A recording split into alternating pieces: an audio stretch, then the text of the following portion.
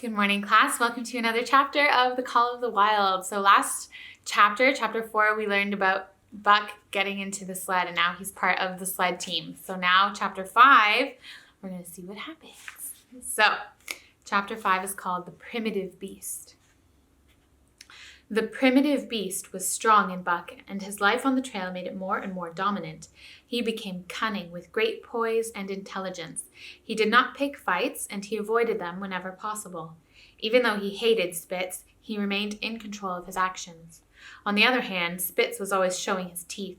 He bullied Buck, trying to start the fight that could end only in the death of one or the other. At the end of one hard day, they set up a quick camp on the shore of Lake Labarge. The wind cut like a white-hot knife. Darkness and driving snow forced them to search for a camping place. Under a sheltering rock, Buck made his nest in the snow. It was so snug and warm that he hated to leave it when Francois brought out a dinner of thawed fish. But when Buck finished his meal and returned, he soon found his nest occupied. There came a snarl from the trespasser. It was Spitz! Till now, Buck had avoided trouble with his enemy, but this was too much. The beast in him roared. He sprang upon Spitz with a fury that surprised them both. Francois was surprised too, when both men rushed out to see the cause of the trouble.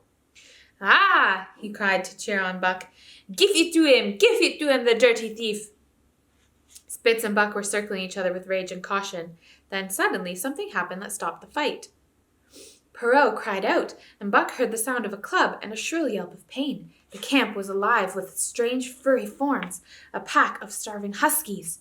There were 80 to 100 of them. They had smelled the camp from some Indian village and were crazed by the smell of food.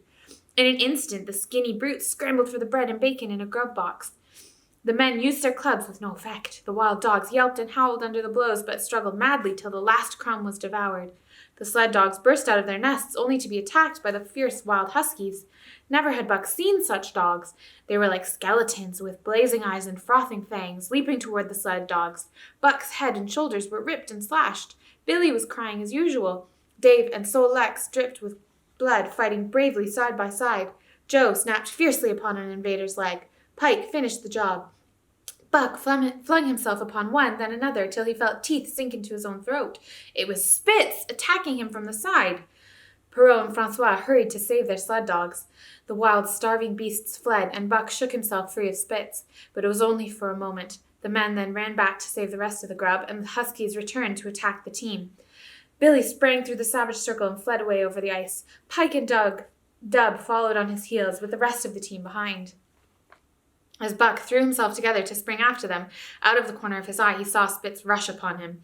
He took the brunt of Spitz's charge, then joined the flight out on the frozen lake.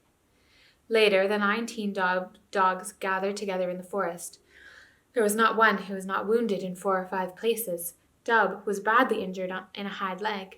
Dolly, the last husky added to the team, had a badly torn throat. Joe had lost an eye, and good-natured Billy, with a ripped ear, cried and whimpered throughout the night. At daybreak, they limped back to camp. The wild huskies had fled, and the 2 men were in bad moods. Half of their grub supply was gone. The huskies had chewed through the sled lashings. They had eaten a pair of Perrault's moose-hide moccasins, chunks out of the leather traces, and even 2 feet of the lash from the end of Francois's whip. He looked up from the mess to see his wounded dogs, wounded with the bites of the huskies gone mad.